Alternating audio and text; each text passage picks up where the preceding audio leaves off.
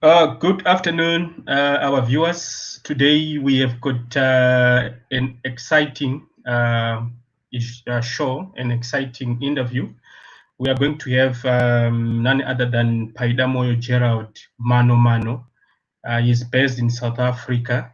He has got a lot of, exciting moments, and some of the stories might be so touching because of the journey which he traveled, the experiences when he left Zimbabwe in South Africa, Joburg, from Johannesburg to Cape Town. There are moments or there are some days when he had to live in the streets without anyone, whom by then he didn't have any relative, no friend, no anyone whom he knew then. So it's going to be a bit touching, but these are some of the stories which we need our people to know. And we are going to have him, and we hope we are going to enjoy.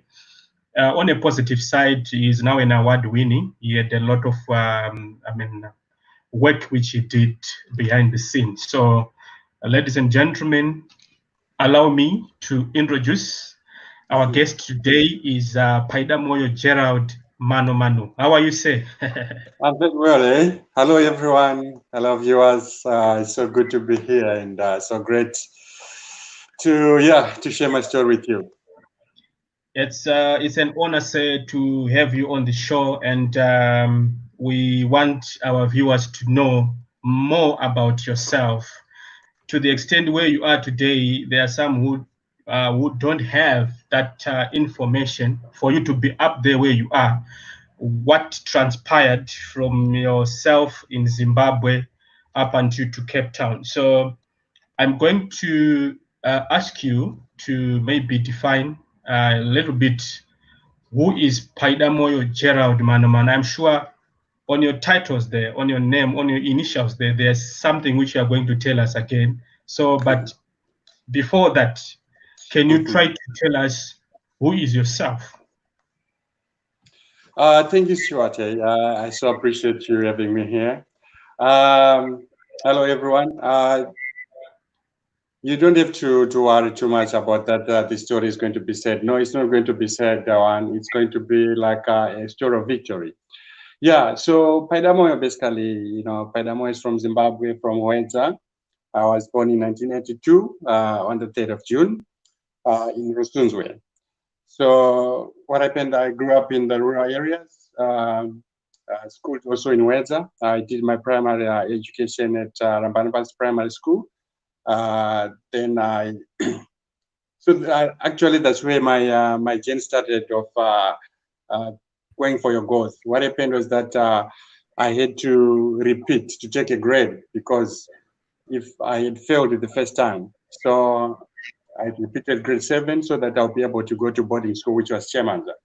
And you know what it is like when you take a grade back, you especially community the school, the secondary school was just across the road, and the people that I had done grade 7 with, that was in 1995, went ahead, and I was staying back, and the stigma that comes with it, like Zijembere, just you old person, class and stuff like that.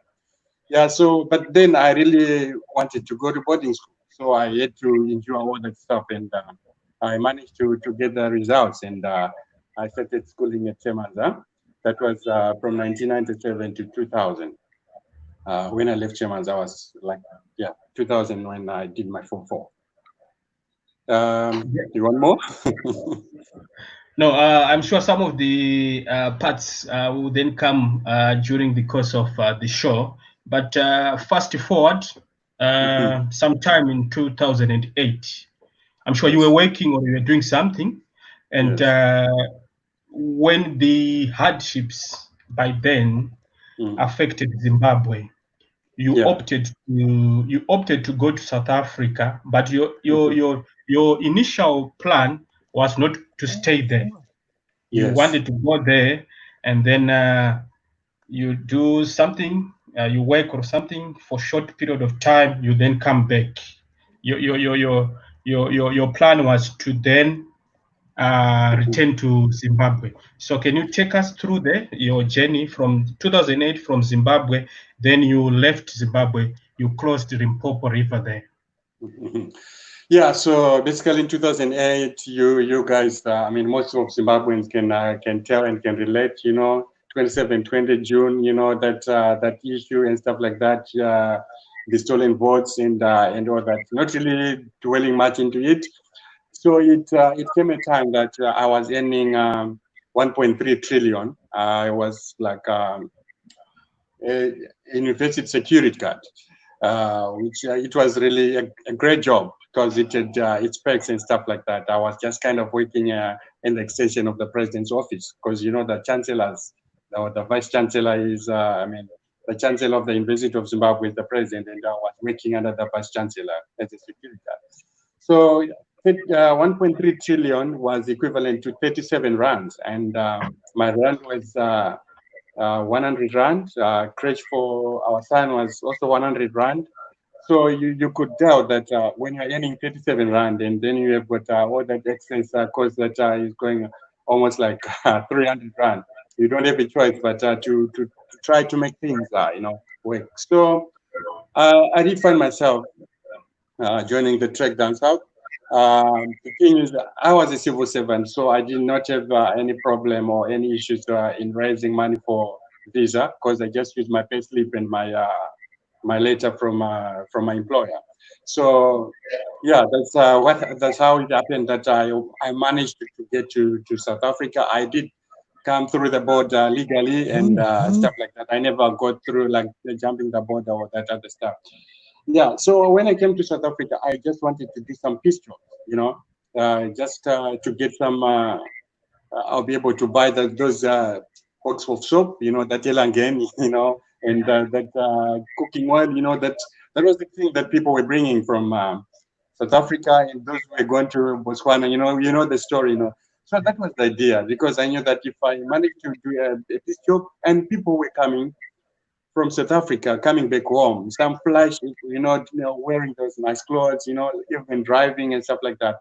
It made me feel like it's easy, when you get to South Africa, just plug a peace job and stuff like that. But it was not like that because when I arrived, we were so many people from Zimbabwe looking for those peace jobs, and at the end of the day, we could work for as little as 20 rand, per day. Sometimes we could work for a piece of bread. You understand what I'm saying? It really was that hard and that difficult. But so at the end of the day, I was not able to get that peace job and to get to buy that box of soap and and come and go back home. So yeah, that's I only managed to get back home 4 years later, like in 2012. Thank you. There is a portion when you almost surrendered, like the life in Johannesburg, the plans which you had yourself and what was happening on your toiling, trying to make ends meet. You worked somewhere, I'm sure you managed to raise something like 300 rands, and you were saying, no, enough is enough, I'm going back to Zimbabwe.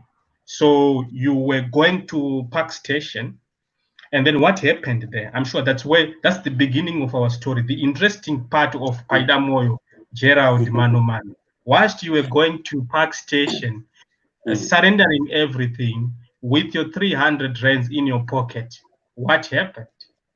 Yeah, so you might want to know that when I was in Joburg, I was still PAIDAMOYO MUNOMANO. I was not Gerald then. You understand what I'm saying?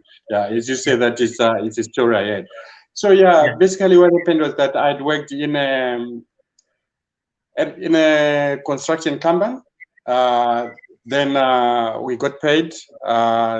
I got my 300 rand. Why I so wanted to go back home was that I left my wife, young wife, and our son. Our son was 6 years old. So I said to myself, now I've really failed in here because I was really suffering. I started knowing lies, those, we call them in eating my butt. When I came across the border, you know, like here in South Africa. I didn't know of those things, you know, when I was back home. So they were eating me, and I was really frustrated. The journey had taken its toll on me and stuff like that. So I was missing my family. I decided to let me go home. So I was on my way to Park Station to get a bus. Then I hit some women who were saying they were talking of Cape Town. And when they were talking of Cape Town, they spoke very well of it, and they talked of opportunities that are in Cape Town. You know, like working in the farms, you know, where you could prune grapes, or where you could, you know, and all that, you know. So, and they were saying that those grapes, you know, they were paying like 150 rand a day, and like I'm saying, what, 150 a day, when I was toiling for all that, you know, like for almost a week to get 150 rand. Then you're saying I can get it from for one day. Then I approached the ladies, I asked them like, where's Cape Town and stuff like that, you know, and how to get there. You know, then they just said like, oh, cool, man, you can take a train because the bus is expensive. The train is 150 rand. My initial thought was that like Cape Town is just near, you know, the geography lesson it already skipped us and stuff like that. So I was like, maybe it's just near because it's 150 rand. 150 rand is quite cheap. So I just thought it was the next town, only to manage to find that it took me like 31 hours from the Park Station to Cape Town train station. Great stuff. We are almost closer now. The most exciting part of our interview. I liked the resilience in you, changing mind when you were almost saying, I'm going back home. You raised your money. You have got your 300 rands in your pocket, and you just had people saying there's a lot of money in Cape Town, and you just pick some few fruits, and you are paid much. So interesting questions coming now. 4th of November 2008, PAIDAMOYO is now in Cape Town. Okay, no friends, no relatives, no one whom you know there. You have arrived in Cape Town. What then happened? Right, so it was a cold day. You understand what I'm saying? And to tell the truth, and a lot of people can really agree with me there. Cape Town is very beautiful, very, very beautiful. And the thing is also what happened was that the weather also really changed, if I could say that, you know, like it was, you know, there was like freshness of the air, and I felt like, yeah, this is the place to be. But then I didn't have anywhere to go or anyone to take me in, because I had just done the journey with a whim, you know, like I'm just going there, you know. So obviously there was nobody waiting for me at the train station. So what happened was that I met another Zim guy. He was looking for some other people. And then I told him about my story. He said, I know where people like you without money can go and stay. So I followed him, you know, I was really not scared. And that day, the wind was too much. I had to go to a pole, you know, so that I won't fall, I won't be blown away. You understand what I'm saying?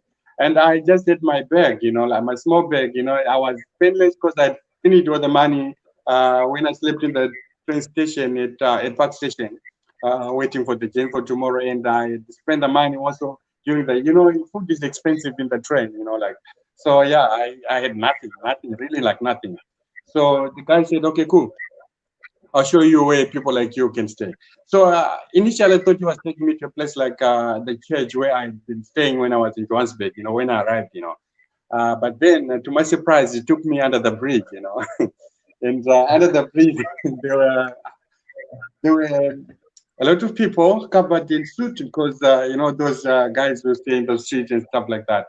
And like I'm looking at them, you know, and I say like, come on, I don't want to sit. I don't want to stay with these guys and stuff like that.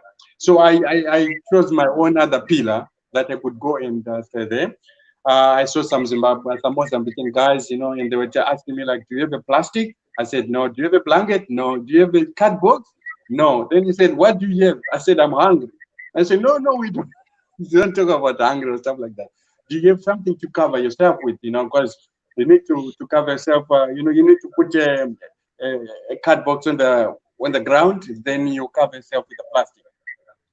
Surprisingly, those guys were putting on all their clothes that they had. You know, I saw the guy dressing like an onion, like covering himself with all his clothes. Then he just like slept like that.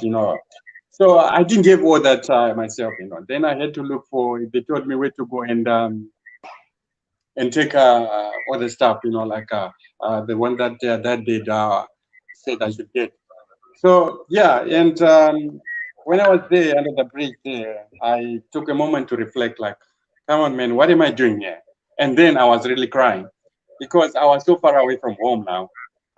Maybe I could make chances, like in Johannesburg to get back home, But now in Cape Town, it's half world away, and is it, it was really one of those times, And now in Cape Town now, I started living in the street maybe for up to 3 months, surviving from the refuse bins, the food that is, and like I could not. I had some little pride in me, so I could not really go around begging. You understand what I'm saying? I just decided to eat straight from the bin, like. Yeah, this is not for you to feed me, but this is actually for you to really know that when you are where you are, if you haven't already eaten from the bin, please, man, relax, bro. You're still okay. So yeah, that was really happening with me, and at the end of the day, I got a job also that managed me to earn me some money so that I could go and start living in the township. And going to the townships, I didn't know that. The township were like that. Because when you're in Cape Town, it's so beautiful. Cape Town CBD, it's so beautiful and everything. Like you just feel, wow, this is the South Africa we're talking about. I didn't know that the township are worse than Bari. And I'm telling you, like the ghetto is, people can talk, those who have been to Kalicha, Samora Machel, Danunu, Nyanga, Langa, they know how people live there and stuff like that. So yeah, I managed to go and get to stay there and get myself a walk. That a walk is like a shark, Kitangwena in our language. Yeah. So tell me something. We are almost going to go to the name Gerald. It's quite interesting and strategic to your story. But whilst you were, staying under the bridge,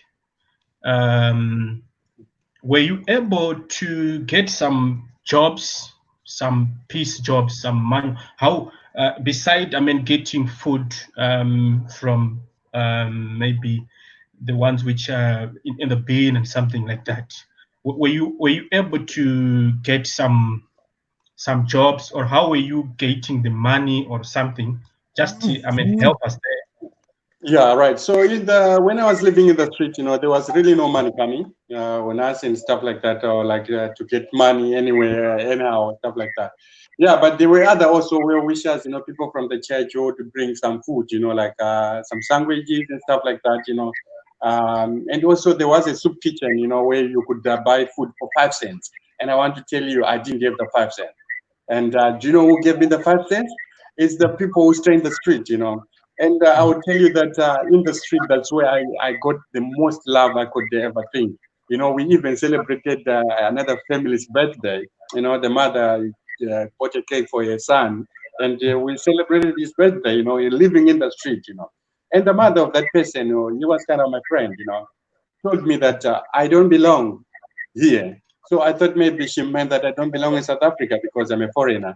But at the end of the day, she was saying that there's a light in you. You should go and stay with people there, not here in the street. You need to go and stay in the street. Like I'm asking myself, like, well, what's she on about? And then can you hear me? Yes, I can hear you, and yeah. I'm sure I was almost now to join what you are speaking right now, the experience, and now this name Gerald, because initially on your bio, we don't have this Gerald, we have got PAIDAMOYO GERALD, and I understand in Cape Town, that is where this Gerald then came about. So maybe you can still help us there from the bridge there, what then happened, and then attaching this Gerald, which we are now seeing on your bio. Yeah, so imagine my mother saying that my son now is called Gerald, when she had called me Paidamoyo. So yeah, yeah, I'm laughing about it now, but when it was happening, it was not a laughing matter.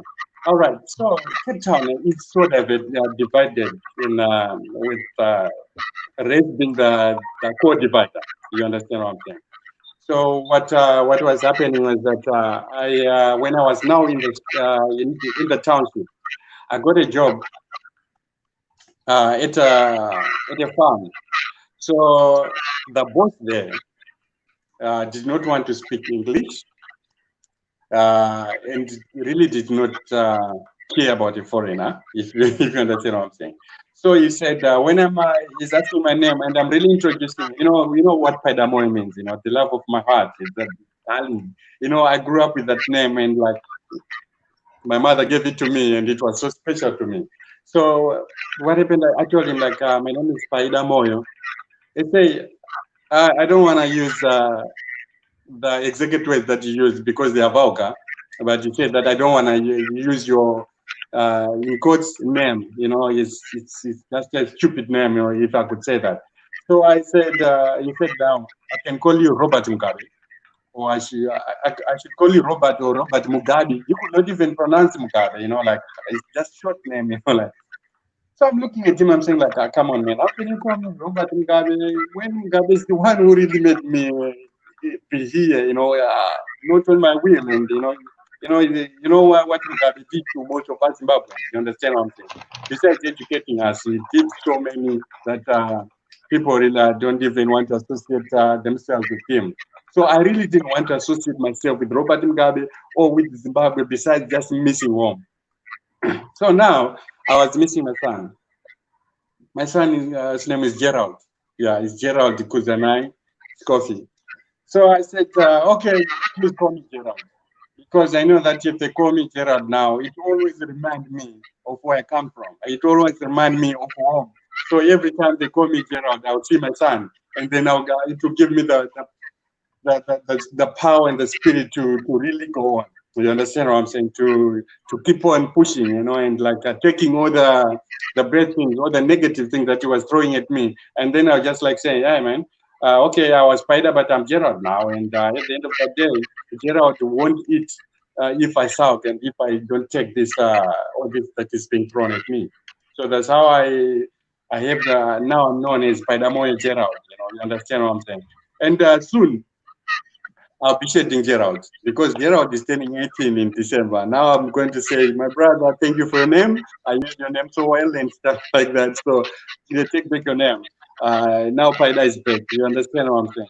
Yeah, and there's a funny thing when I'm working with my son. He's also as tall as me, and if we hear Gerald, we must first listen what type of a voice is it. If it's an old person, if it's an old person, then I'll have to say hi. If it's a young boy, then I know that they are referring to my son. And my son, when I explained to him what really happened and stuff like that, he quite understood, like, okay, where I'm coming from and stuff like that.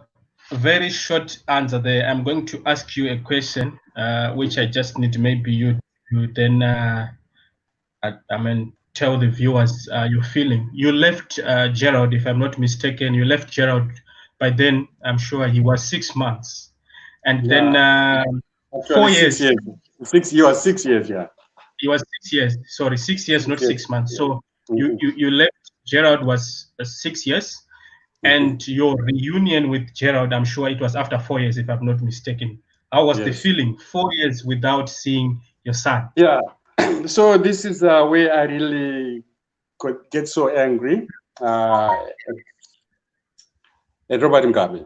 You understand what I'm saying? And all the politicians in Zimbabwe of the 4 years that they took away from me and my son. You understand what I'm saying? Yeah. So yeah, this is the thing that happened. I could not recognize my son because after 4 years, these kids, they grow up. After 4 years, then there was I got home where he was. There were a lot of kids and stuff like that, and I could not. I was still looking for a small boy, like I didn't really. Then there was no really like pictures, like and stuff like that. So then I'm seeing this young boy, you know, is coming to, and I'm looking and I'm resembling like, what is, you know, like, yeah, it was so, it was with a heavy heart, you know, that now I'm failing to recognize my own son. You understand what I'm saying? And yeah, so when I really saw him and like, okay, we reunited, rebonded, you know, and stuff like that, you know, him trying to really understand them. I still the same person as if he was riding on the shoulder. I'm trying to see like, is this person still my chap, you know, the guy I used to play with, you know, like sharing the same food in the same plate, you know, and stuff like that.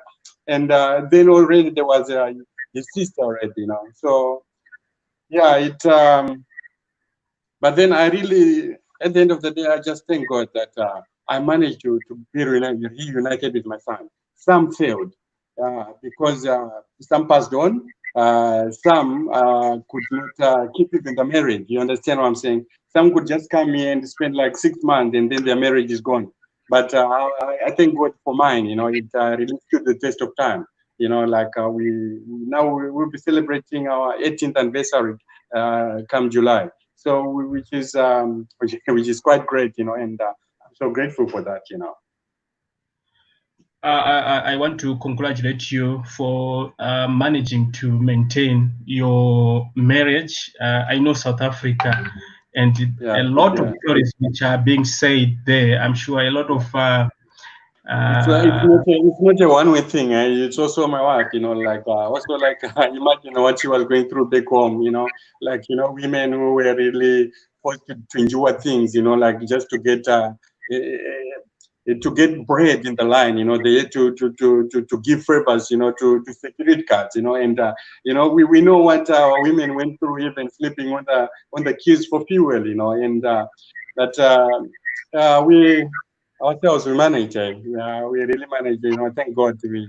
Yeah, I mean, he really has got a purpose for our marriage. I see it every day when we cancel some other young couples, you know, when they are about to give up or some come for, you know, for those lessons, you know, like wanting to know what how we've done it. They think we've got a textbook. No, we don't have a textbook. It's just the experience that we have lived and the things that we've seen that makes us able to share with them, you know, sharing our story with them, you know. And I'm really grateful for that. we have got Dylan Trevor Urutsa. One of our viewers he has got the next question is just the same to what I'm sure is written there. Cheap Dirty Dog Blanket, your first book, your first novel. Take us through 2012. Okay, you can make us see it nicely. Yes. Yes. So this is it. Yeah. So my question is, Mhm. 2012, you started Mhm. to write your own novel. What was the motive? What drove you from the title which we are having here, Mhm. Cheap Dead Dog Blanket 2012, Mhm. you started writing that book. Yeah. What was the reason behind? What was the motive? Yeah, so actually, this was a fulfillment of a prophecy by my mother. Like when I was 11 years old, at that time I was not even able to write properly my surname and all that. Yeah, so what happened was that my mother told me that one day I was going to be a writer, and that said I'm going to write stories about our family, you know, because you see what happened was that I'm a product of a polygamous marriage, if you could say that. My father had three wives and stuff like that, and my mother was the first wife.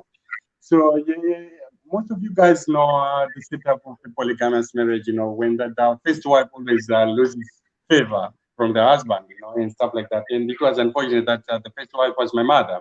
So what happened now is that my mother always told me like I will take for you my children after all that was the bad thing that was happening. And she was telling me of our family stories and stuff like that. I was really not interested in that. I just wanted to be herding cattle and you know, playing by myself, you know, because I hated bullies, you know. There were a lot of bullies who really, you know, like when I was growing up and stuff like that. So I preferred being in my own space, you know. I could even take our own cattle from bullies and stuff like that.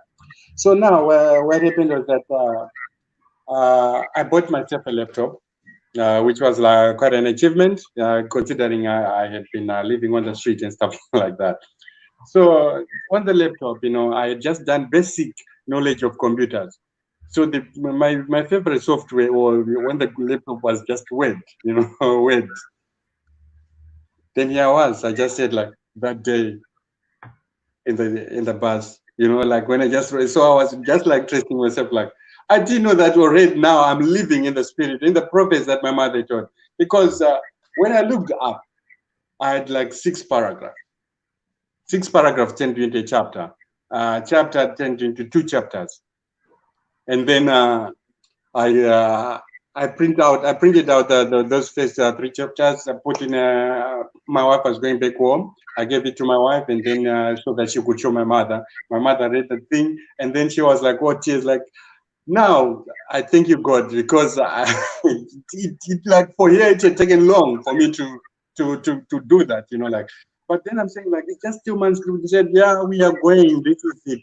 To go on. This is the story that I'm talking about. This is I knew that one day you won't fail me." It was like I'm also like it was both our dream. You understand what I'm saying? Like then I started. That's how I started writing my first novel, Cheap Jet Dog Blanket. You might also want to know why the title Cheap Jet Dog Blanket. So when I was in Johannesburg, uh, what happened was that we were living at a church and we were giving those dog blankets to cover ourselves with, not real blankets. So it really uh, it took away all the pride that we have, we just accepted. Now we're dejected, living on the street, like sleeping on the street or covering ourselves with a cheap dead with a dog blanket. It ended up being dead because you could not wash it. If you wash it, you tears off. Those dog blankets, the ones that they cover to cushion the furniture with. Those were the blankets that we were given. And if you lose that one, you were going to stand again in the queue, and you might not get another one. So that's why they ended up being just dead, and it was just cheap, because the thing is they were saying that 100 of them were being supplied for 50 rand. So imagine it was just a cheap dead dog blanket.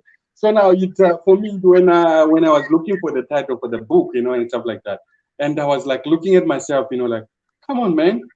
I was covering myself with a cheap dead dog blanket. So now here I am. Prosper saying you missed the title of the book, so I'll just show it again. Yeah. So what happened is that I said to myself, like, this is a lot. This is an achievement because I had already become. I was working for a company that I started working as like we say, like a conductor. We're delivering fruit and veg. They call it a gachi in South Africa, or like something like that. So at the end of the day, what happened was that after I left the company, I was now running the dispatch department. I had really been promoted. They really saw how how I managed to do my work and stuff like that. How I perform my duties and stuff like that. So I was now the dispatch manager. That was like when the company closed in 2012. So for me, it was really like I'm saying, like, look at me.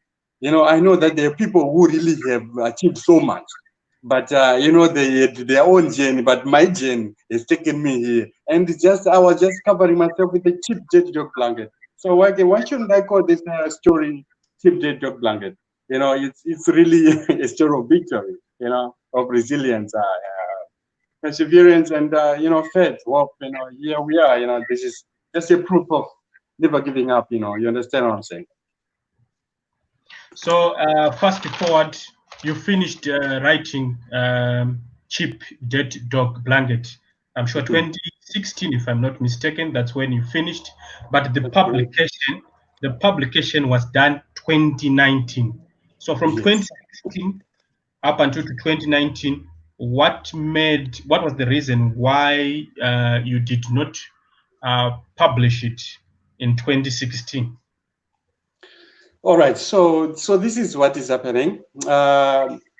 During the time I was writing Dirty Dog Blanket, I was also doing a day job and doing sometimes I forget about it, put it on the side. But anyway, it got finished in 2016.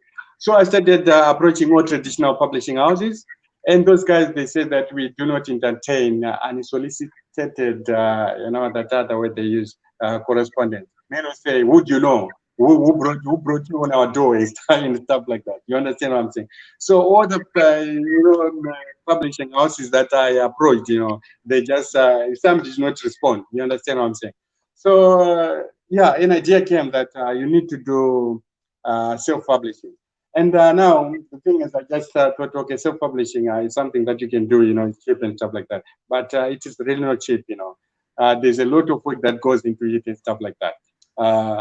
Designing, cover design, editing, proofreading, all that, and the publisher was asking for something like 16,000 rands.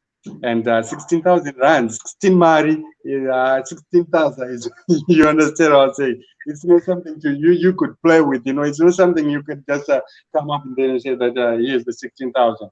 Because I was earning like 5,000. Okay, yeah, my salary and combined with that, my wife was not even reaching like something like 6,000. But now I have a dream that is so expensive, 16,000. You understand what I'm saying? And then what I ended up doing was uh, I only managed to do crowdfunding that in 2019 last year, and crowdfunding was it was something. I really understand that what you give to the world, like to the universe, usually it comes back to you. You understand what I'm saying? Yeah, people were really so like saying that they were attracted to my light, you understand what I'm saying? And the people who knew my story, they started like saying, no, they started sharing the link, and this crowdfunding started happening. I feel so grateful and indebted to the, well, the Mallet siblings, those guys, they are from Zimbabwe, so I knew Matt, Matt, and he introduced me to his sister. And Matt, he's still supposed to buy the book, Whenever we are drinking, I always remind him, when we're having a beer, I said, Matt, you need to buy my book. He said, no, I'm not buying any of your blankets, and stuff like that. He's just become a sport. But his sister was so, Lauren, was so influential and instrumental to bring the thing home, like to get what the man that I needed. I ended up getting like 24,000 after asking for 16,000, and that's when I was able to buy myself a laptop, because most of the what happened was that when I finished when I did the first 3 chapters of Keep Dead Dog Blanket, I didn't have a job anymore. Then I saw the laptop, so I started writing using my phone. Sometimes, that's how I started wearing glasses because it was damaging. It was just a small phone in my palm. It was damaging my eyes. And stuff like that. And at the end of the day, now I've got four eyes. To speak in our language and stuff like that. Yeah. So basically, that's it. Great stuff. We can spend the whole day. We have a long story here, but we will try to summarize so that the viewers will benefit everything. You won an award 2016. I'm not so sure which award was it all about. So from the award, we are going straight to, I'm sure, your invitation to be the guest speaker at Refugees Day. You are involved again in Cape Town City in regard to libraries, something like that. So 2016, you won an award. What was the feeling, and what was it all about? So that was my first writing award, if I could say that. Yeah. So when I say my first, it means I have so many coming. You understand what I'm saying? Like I do believe that But the thing is, when you're writing, it's really not about more of awards, but it's really about inspiring each other and get stories there. Yeah. But anyway, when you get an award, you sometimes you say like, hey, look at me. You can lift your head up and stuff like that. So in 2016, I entered into a competition South African Men's Writing Challenge. The theme for the competition was men speaking up about women who impacted them positively in their lives.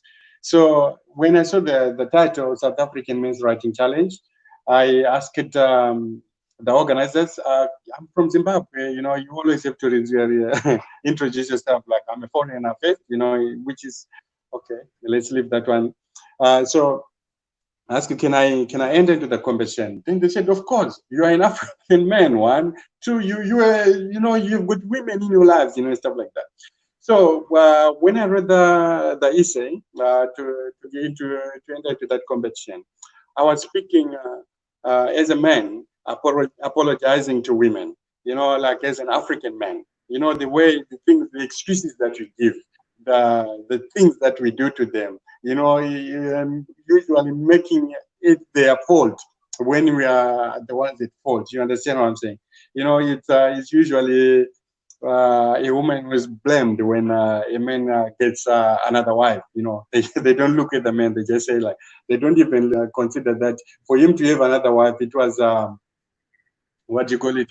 It was through infidelity. You understand what I'm saying? Because the thing is, there's no woman who can go and tell you go and look for another woman. You start by being infidel, you know, infidelity and stuff like that. So yeah, so when I poured my heart out there, you know, like I feel like I'm really apologizing for my father. You understand what I'm saying? Because yeah, my father was really a hard man and stuff like that. You know, the way he even treated my mother and stepmothers and stuff like that.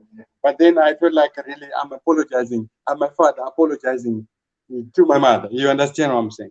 So I didn't know that I was speaking for most of African men who felt that they could not say those things. You know, there are things that African men feel like, oh, no, we don't really have to say this.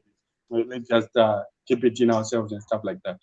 So yeah, then got shortlisted, and then we got called. And when I arrived in that room, uh, I was with my wife and our two friends, you know, I mean, three friends. There was Mary Kolchak and his wife, Clay, and our friend Simon Nigato, and my wife. So, like, Merrick was the one who drove us to the place. And he was telling me, like, if everything doesn't go well, you just have to enjoy the wine. They serve nice wine there and stuff like that, you know, and just see other people, you know, it's like you've taken your wife out and stuff like that. So I said, okay, cool, but that do not ease the butterflies in my stomach. Eh? So when we got there, I started really getting so nervous because there were a lot of white people in there, and most of them were intellectual.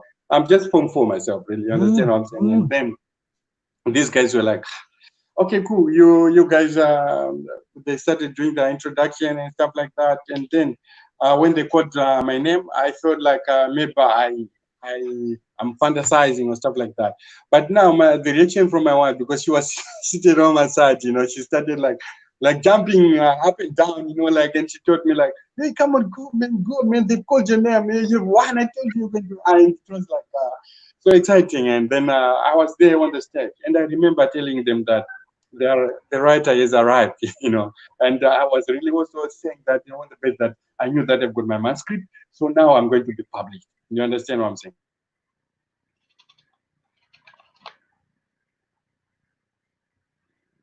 Are you there? Mr. Paidamoyo, are you there? It seems we might have lost him there, but fast forward whilst we are waiting for him, I'm sure he then won that award 2016.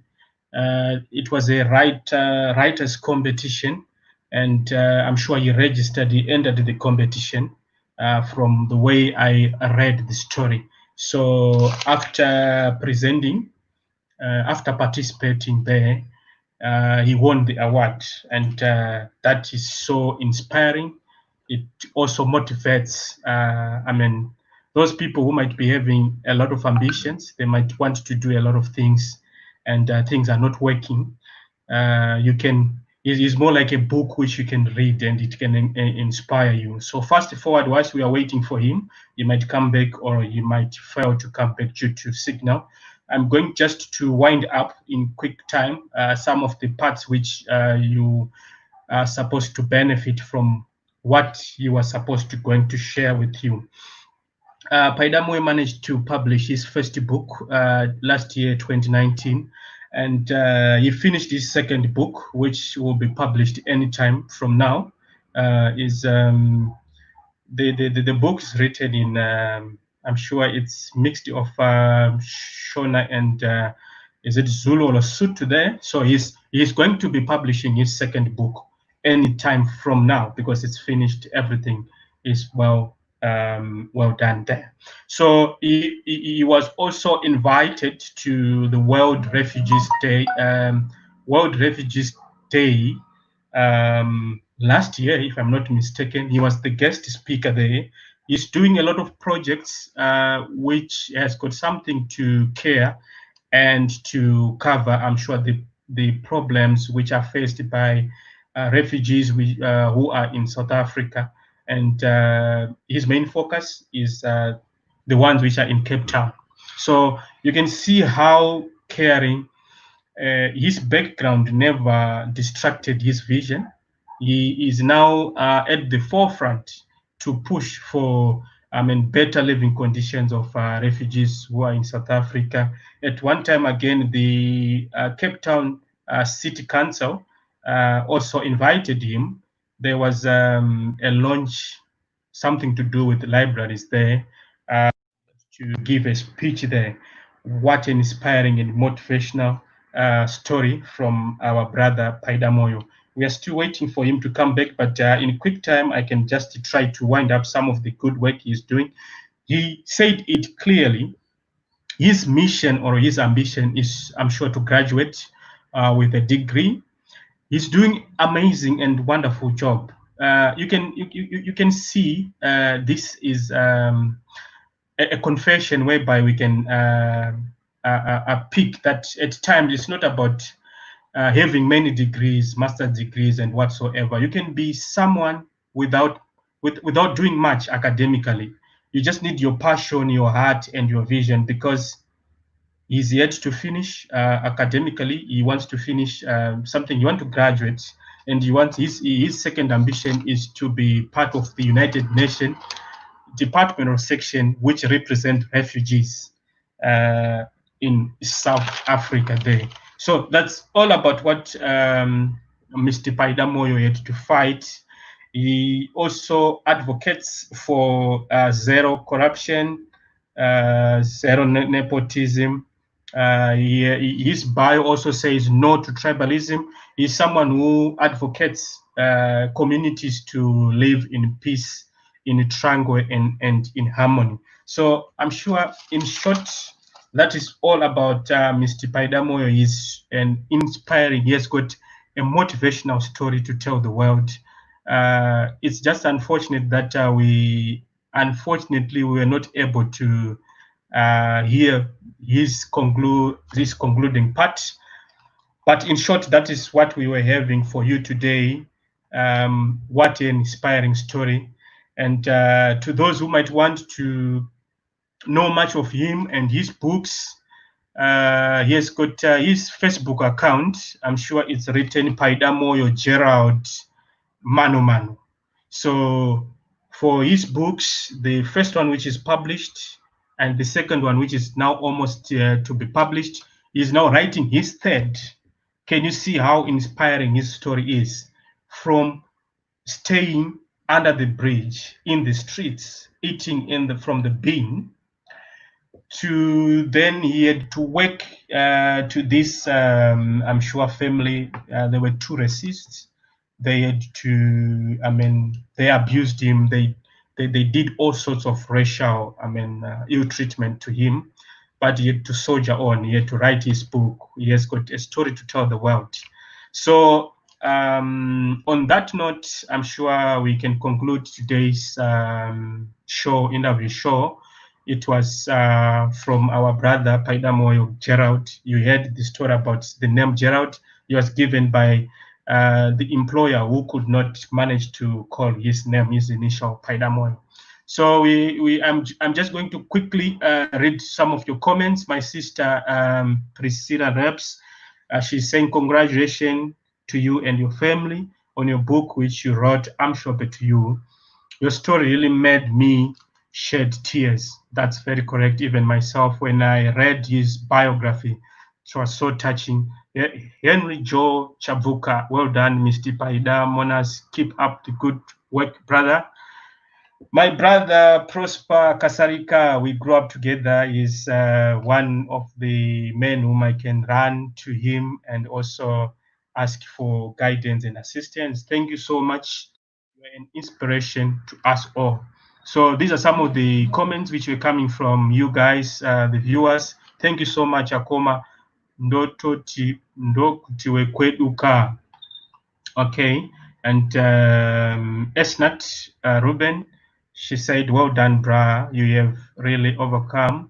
God bless. So these are some of the comments which you guys, you sent us through. Thank you so much. May the good Lord bless you. Until we meet again, I'm sure we are going to have enough of these stories which will motivate and inspire our youth and those people who have got some projects which they are having, but they are shy or they are reluctant. Thank you so much.